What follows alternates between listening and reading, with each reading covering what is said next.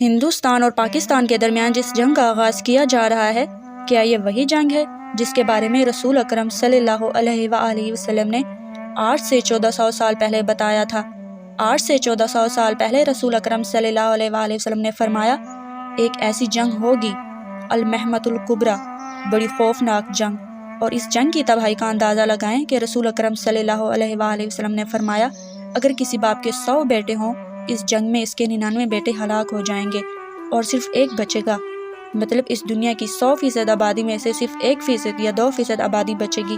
اتنی خوفناک جنگ ہوگی۔ اور پھر فرمایا کہ اگر کوئی پرندہ جس کو صفائی پر بیٹھنا پسند ہو، جو گندگی پر بیٹھتا نہ ہو، تو وہ پرندہ صاف جگہ کی تلاش میں تھک جائے گا، لیکن اس کو صاف جگہ نہیں ملے گی، کئی دن تلاش کے باوجود، اور پھر تھک ہار کر اس کو گندگی پر بیٹھنا پڑے گا، ایسی گندگی جہاں صرف اور صرف لوگوں کی لاشیں ہوں گی۔ اور آج کے دور میں ایسی تباہی ممکن ہے